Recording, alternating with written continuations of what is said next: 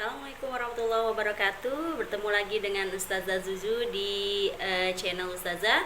Dan insya Allah kita akan mempelajari materi tentang pernapasan manusia yang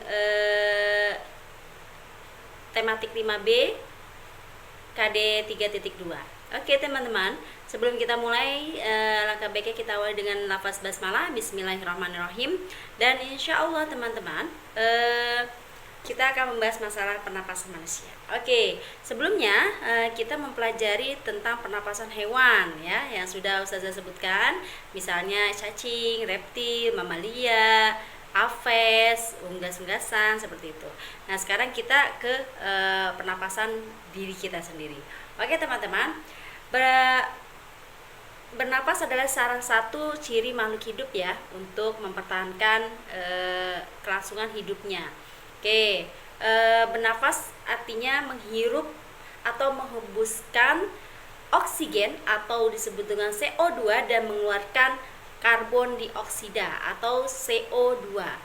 Nah, di sini mekanisme melalui proses pernapasan itu ada melalui organ-organ pernapasan. Di antaranya adalah rongga hidung. Di dalam rongga hidung itu ada rambut-rambut hidung atau bulu hidung.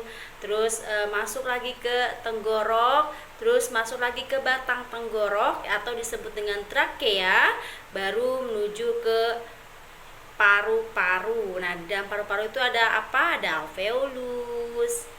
Kayak gitu. Oke. Ya. Di sini adalah rongga hidung. Rongga hidung itu ini ya ada lubang hidungnya kanan dan kiri, dan itu untuk masuk keluar masuk udara yang masuk.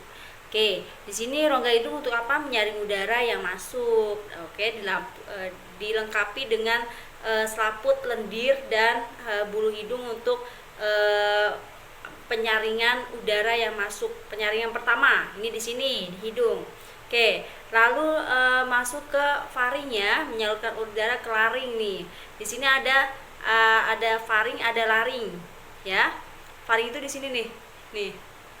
Faring itu di sini, oke. Laring di sini, terus ada trakea, batang tenggorok, oke. Ada trakea. Terus gunanya trakea untuk menyaring udara ya. Ini di sini tuh ada yang namanya disertai rambut getar untuk penyaringan kedua udara ya. Di sini adanya penyaringan kedua udara itu yang masuk di sini. Yang pertama penyaringan di sini, yang kedua di sini. Terus ada bronkus ya. Bronkus cabang ya. Cabang. Terus itu gunanya untuk apa? Mengalirkan udara ke paru-paru, di sini paru-paru kita. Oke, di dalam paru-paru ada alveolus, tempat pertukaran oksigen dan karbon dioksida, itu kecil-kecil. Itu alveolus. Teman-teman bisa perhatikan gambarnya ya. Di situ alveolus adalah yang kecil-kecil itu tuh, itu alveolus. Oke, yang terakhir adalah paru-paru. Paru-paru itu adalah organ utama yang sistem pernafasan. Oke. Nah,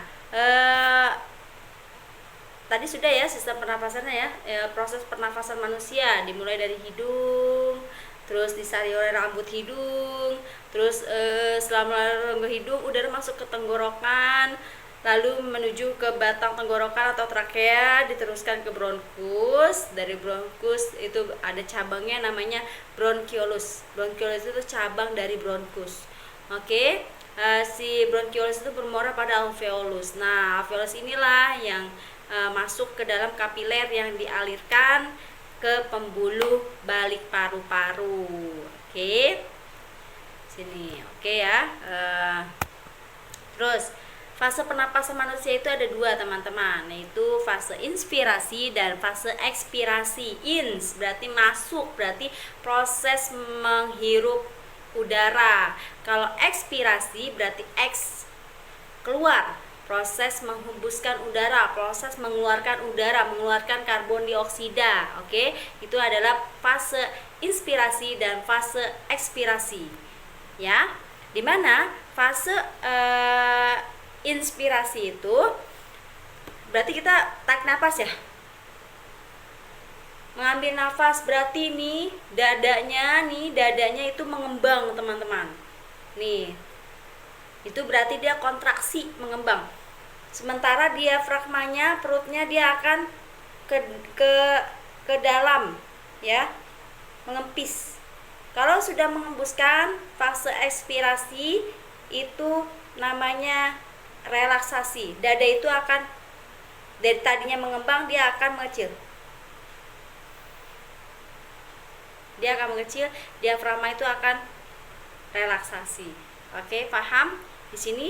Jadi di sini inspirasi, ekspirasi. Inspirasi, ekspirasi. Jadi menghirup inspirasi, mengeluarkan ekspirasi. Oke, teman-teman? Paham ya? Oke. Di sini ada jenis pernapasan manusia itu ada pernapasan dada dan pernapasan perut. Apa sih pernapasan dada? Nih. Ini dada, ini perut. Pernapasan dada. Oke. Pernapasan dada itu menggunakan otot dada ya dan tulang rusuk. Nah, ini pernapasan dada. Namanya di dada berarti ada tulang dada dan tulang rusuk. Nah, di sini proses pernapasan dada lah berperan. Oke. Saat inspirasi sama kayak tadi, saat inspirasi tulang rusuk berkontraksi ya, mengembang. Rongga dada mengembang, volume dada jadi mengembang nih, ada udara yang terisi ya. Jadi dia menyebabkan dada kita mengembang, tulang rusuk kita mengembang. Oke. Nah, di sini kalau misalkan kita menghembuskan napas, ekspirasi berarti tulang rusuknya berelaksasi atau mengecil, mengendur seperti itu. Oke, teman-teman ya. Di sini ada pernapasan dada. Oke, berikutnya ada pernapasan perut. Nah, pernapasan perut itu di sini ya, itu menggunakan otot yang namanya diafragma. Oke, diafragma, otot diafragma. Oke, adanya di bawah perut sini nih. Ini. Nah, sekarang contohnya adalah coba dorong perut kamu sambil menarik napas. Dorong. Kalian tangannya gini ya. Dorong perut kamu sambil tarik napas.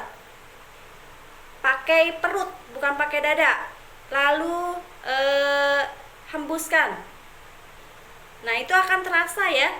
Akan terasa ketika tarik napas, dia akan melengkung ya. Nah, dia akan membesar ya. Gitu, oke.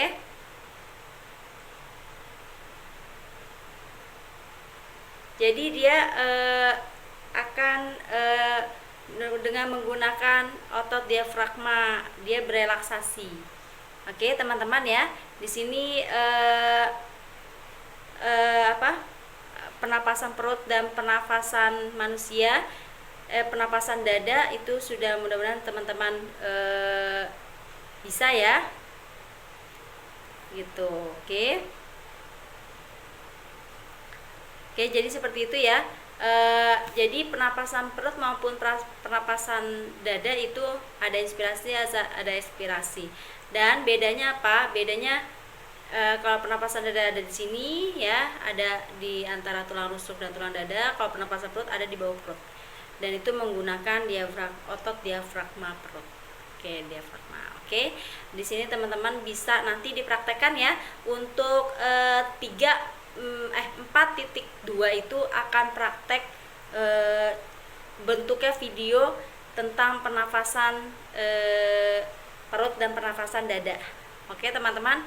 Sampai di sini tetap stay di channel Ustazah. Insyaallah ada latihannya, yuk kita coba latihan tematik halaman 19 sampai 20 dan teman-teman Ustazah belum menjelaskan tentang apa sih perbedaan tenggorokan dan kerongkongan. Nah, teman-teman bisa cari tahu apa tenggorokan dan kerongkongan. Dan kenapa sih ada terjadinya cegukan? Tahu kan ketika kita makan suka gitu. Nah, itu namanya cegukan. Kenapa apa sih cegukan itu dan kenapa terjadi cegukan? Itu teman-teman bisa mencari tahu, mencari info tentang itu. Nanti Ustazah akan beri nilai di GCR, beri nilai ya. Teman-teman kirim di GCR. Oke, dari Ustazah sekian. Wassalamualaikum warahmatullahi wabarakatuh.